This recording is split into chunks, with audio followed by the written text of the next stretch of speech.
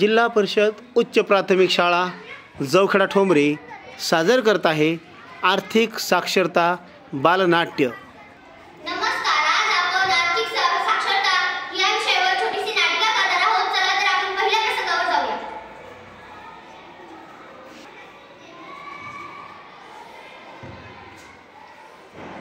नमस्कार गुरुजी। नमस्कार। या शंकररावजी बसा येते।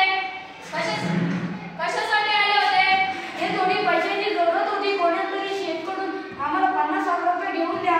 आता बचत बँक आलेली आहे। आपण तिथे रविवारी आता मीटिंग होणार आहे, तिथे यावे तुम्ही। आवर्जून तिथे उपस्थित राहावे। काय आहे तिथे? तिथे आपल्याला पैसे कसे बचत करायचे हे सांगणार आहे। बर, कुठे? वडाच्या झाडाखाली आहे तिथे रविवारी। बर, येतो मग मी रविवारी। हा, चालेल।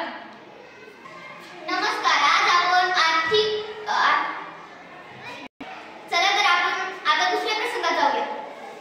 आज आपण कशासाठी इथे जमलो आहोत? आज आपली धनपंचायत आहे। त्यासाठी आपण नाही का शंकरला शेतीकडे जाण्यास पैसे घेण्यास पाठवत आहोत। नमस्कार, पैशाची जरूरत होती।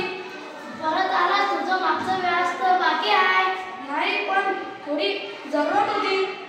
बर, किती लागतेस? 50,000 रुपये पाहिजे होते। हे मोज किती आहेत?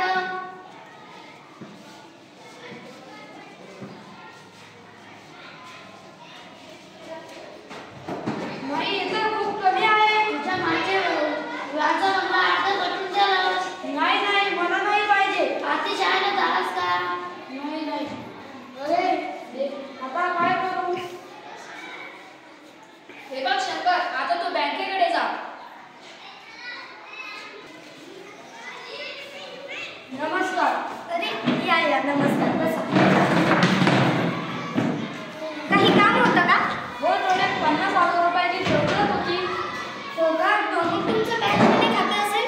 नाही, पण ते टक्के ते काय किती रुपये व्याज काय त्याला? 2 रुपये टक्का, 3 रुपये?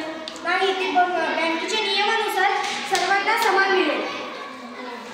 तुमचं बँकमध्ये खातं आहे का? नाही। मग तुमच्याकडे आधार कार्ड असेल? हो, हे आधार कार्ड, हे पॅन कार्ड। तर आपण सर्वप्रथम तुमचे खातं खोलूया।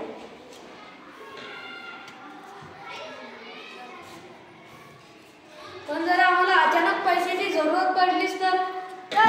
मग काय, रात्र असो की दिवस असो, या ATM कार्डद्वारे तुम्हाला केव्हाही पैसे मिळतील आणि तुमच्या खात्यावर किती जमा आहे हेही कळेल।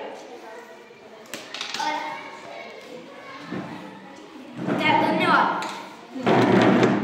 अरे वा, ह्या वयामुळे आपल्या भविष्यात आपल्याला जे काही गरज पडली आपण ती गरज केव्हाही भागू शकतो, कारण आपण तो सेट आपण त्याच्याकडे पैसे मागायला गेलो तर तो आपल्याला खूप लुबाडत असतो। त्याच्यामुळे आपण ही बँकेकडून ही सवलत आहे ती घ्यावी, मी तर ही नक्कीच करणार। हो, तुम्ही सर्वांनी करणार ना? हो, अगदी बरोबर। आपल्याला गाडी घ्यायची असेल किंवा शेती कामासाठी पैसे हवे असेल किंवा आपल्याला काही व्यवसाय टाकायचा असेल किंवा पैसे हवे असेल तेव्हा आपण सावकाराकडे न जाता बँकेकडे यावे। आता मध्यस्थांची कथा, आता मध्ये कोणालाही मिळणार नाही हिस्सा। आर्थिक साक्षरता वाढवा